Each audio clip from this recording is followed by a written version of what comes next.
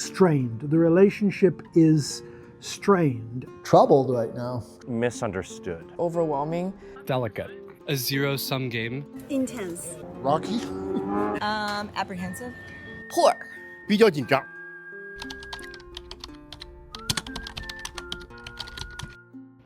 It impacts my daily life and everyone else's in the way how we see the current trade war going on.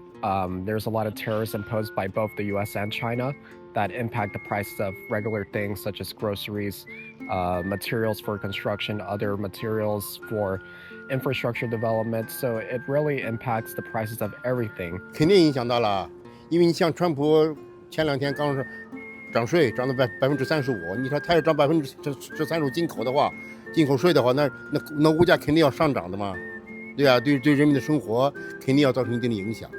I say not much, even though I'm Taiwanese, I still have a lot of friends from China. I have a lot of friends from Taiwan, and I get along with them well. It's not something I bring up in everyday conversation because at the end of the day, I'm talking with another human being. I am a Chinese international student currently studying in a U.S. university, so I think that pretty much explains everything. So including my friends and including myself, we are worried about our student visa being revoked, especially my friends who are studying in the STEM majors such as engineering, computer science, things like that. Definitely not economics, definitely. I don't really know, to tell you the truth. Definitely trade, both trade and diplomacy. I feel that there needs to be both economic and diplomatic cooperation. What I mean by that is there could be a lot of areas of collaboration like on the environment, on space diplomacy, on things like infrastructure development, foreign aid, and unfortunately, that's not the direction that we're heading in right now. But I do feel that since it's been done in the past, since the 70s with what the Nixon administration had done in terms of trade of textile, agriculture, and other industries, that can be done again.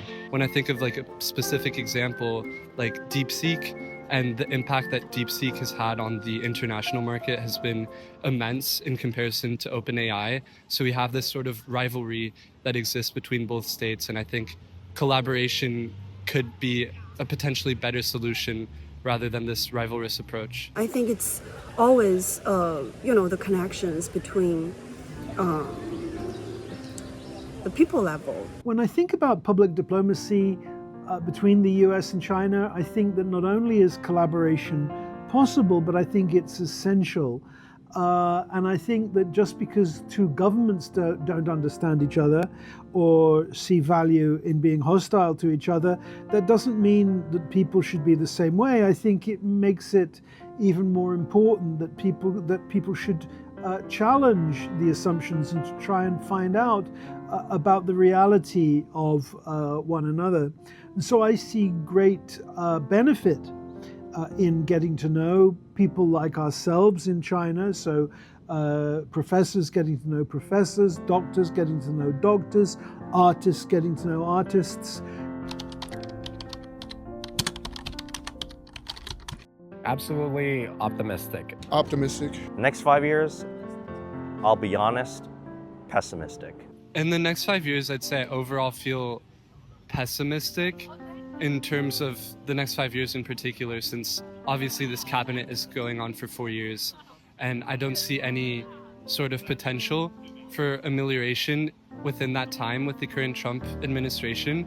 I would say pessimistic, not because of the citizens from China. I'm saying from the government point of view, I feel like there's going to be a huge turn of events. And to be honest, I don't want to choose from optimistic or pessimistic because I don't think it's up to me. I think it depends largely on who can actually make decisions and how they are inclined to solve this problem on their end. So on my side, I will hope for the optimistic side, but based on what's happening over the past few months, I would say that I can't help but to feel a little pessimistic.